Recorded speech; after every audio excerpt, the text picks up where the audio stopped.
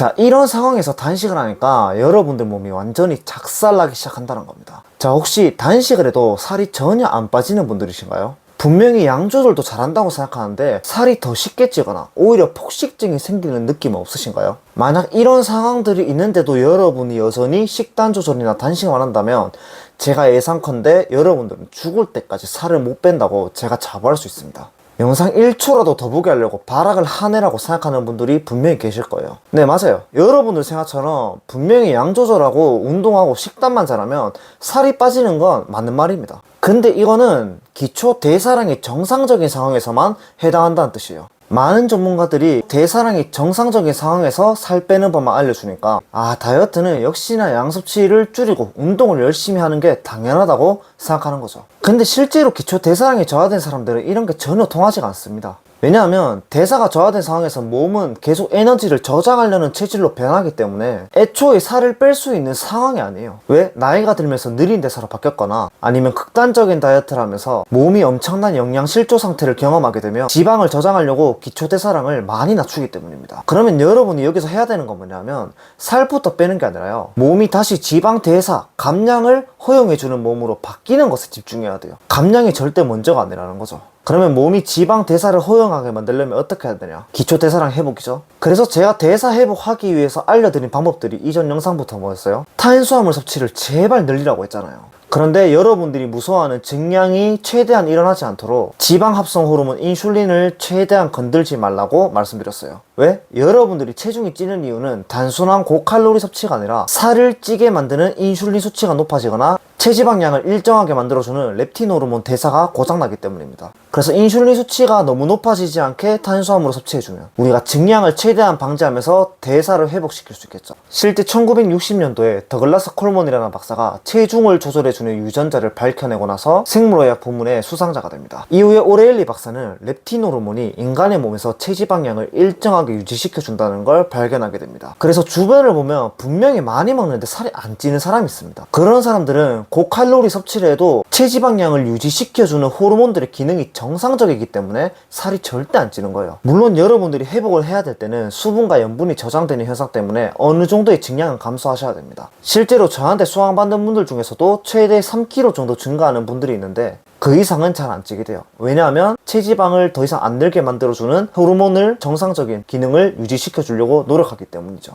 이게 끝이에요. 그러면 이 방법이 뭐냐? 최대한 증량하지 않으면서 대사량이 회복되는 방법은 어떤 게 있냐? 첫 번째는 혈당 스파이크가 너무 심하게 발생되는 탄수화물 식습관을 버리셔야 됩니다. 그런데 여러분들도 잘 아시다시피 우리 몸의 기초 대사량이 결국 회복되려면 여러분들이 혈당 스파이크로 그렇게 무서워하는 탄수화물을 꼭 늘려야 돼요. 근데 하도 혈당 컨텐츠 만드는 사람들이 흰쌀밥, 통곡물, 빵 이런 거 먹으면 혈당 오르고 혈관 파괴되고 죽는다, 이딴 공포 분위기를 조장하니까 여러분들이 탄수화물조차 무서워하는 심리를 가지게 되죠. 특히 더 심각한 건 저탄고지나 카니보어를 했던 사람은 탄수화물 자체를 못 늘리게 됩니다. 그러면 사실 탄수화물을 먹으면서 혈당 스파이크를 막고 체중의 항상성을 유지해주는 방법이 뭘까요? 네, 혈당 흡수 속도가 천천히 일어나도록 야채, 지방, 단백질을 같이 먹어주는 거예요. 이게 끝이에요. 이렇게만 먹으면 여러분들이 탄수화물도 충분히 먹으면서 회복을 할 수 있단 말이에요. 그래서 제가 항상 영상에서 말씀드리지만 대사 회복을 할 때 하라는 게 뭐예요? 한식을 먹는 습관을 길들이거나 빵을 드실 때도 샌드위치처럼 드시라고 꼭 말씀드리는 겁니다. 이건 이미 예전 영상부터 계속 강조드리고 있죠. 한식 밥상은 뭐예요? 대부분 야채, 지방, 단백질이 풍부하잖아요. 해산물, 육류, 김치, 다른 장아찌 이런 것들도 있고요. 이거를 흰 쌀밥과 같이 먹으면 혈당이 치솟는 걸 최대한 방지해준단 말이에요. 여기서 약간의 팁이 들어가자면 오히려 기초 대사량이 낮아진 사람들은 혈당이 올라야지 더 유리합니다, 여러분들. 실제로 기초 대사를 연구하는 리처드 애트킨스 박사는 극단적 다이어트 후에 몸의 대사를 낮춰버리는 호르몬들이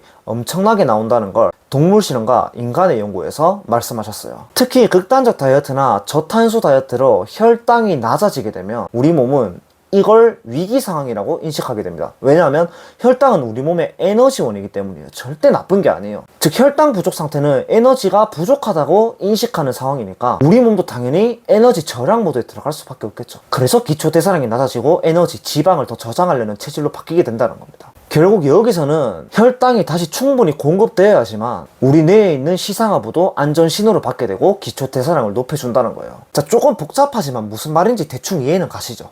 그러니까 제발 여러분들 탄수화물 두려워하지 마세요. 여러분들이 진짜 무서워야 되는 건 탄수화물만 먹게 되는 식습관을 두려워하셔야 됩니다. 자, 그러면 이 회복 기간을 얼마나 가셔야 되냐? 이게 사람마다 굉장히 달라요. 그래서 제가 개인 코칭을 하는 이유이기도 합니다. 대사 저하가 사실 심각하지 않은 사람은 한 달 만에 다 회복이 되는데, 정말 심각한 사람, 막 10년 넘게 극단적 다이어트를 한 사람, 강박이 심한 사람, 폭식증도 심한 사람, 이런 사람들은 4달도 걸려요. 근데 이 기간을 가져야지만 여러분이 살을 뺄 수 있다는 거예요. 그래도 내가 확실하게 대사 회복이 됐다는 그러한 신호가 있는데, 바로 내가 결국엔 감량에 들어가 봐서 살이 적당한 속도로 빠지는지를 한번 실험해 봐야 돼요. 주당 체중은 0.5에서 1kg 정도. 100kg가 넘는 분들은 0.5%에서 1% 정도입니다. 복부둘레도 0.5cm에서 1cm 정도 되고요. 이게 한 달 기준으로 해서 막 2cm에서 4cm 정도가 빠진다? 이러면은 대사가 적당히 회복됐다는 뜻입니다. 그런데 감량에 들어가 봤는데 감량이 진짜 느리다. 오히려 탄수 폭식이 터지고 한 달, 2달 지나니까 또 살이 찐다. 이러면은 대사 회복이 덜 됐다는 뜻입니다. 근데 저는 이제 하도 코칭을 많이 해봐서 언제 빼야 되는지 잘 알고 있기 때문에 사실 속도감 있게 다이어트를 좀 할 수는 있어요. 그래서 코칭에 관심 있는 분들만 여기 댓글 링크 잠깐만 참고해 주시면 됩니다. 이 링크에 제가 대사 회복법도 자세히 정리해 놨거든요. 호기심 있는 분들만 잠깐만 참고해 주시고, 여러분들이 지금 대사가 저하된 상태라면 어쨌든 제발 감량을 멈추시고 회복하는 데 집중해 주세요. 자, 그리고 도움이 되신 분들은 구독 절대로 누르지 마시고요. 왜냐하면 어차피 저는 계속 대사 회복법에 관련해서 같은 내용만 올리기 때문에 다음에 영상 올라와도 여러분들한테 큰 도움이 안 될 겁니다. 그래도 도움이 일단 되셨다면 좋아요만 꼭 부탁드리겠습니다. 감사합니다.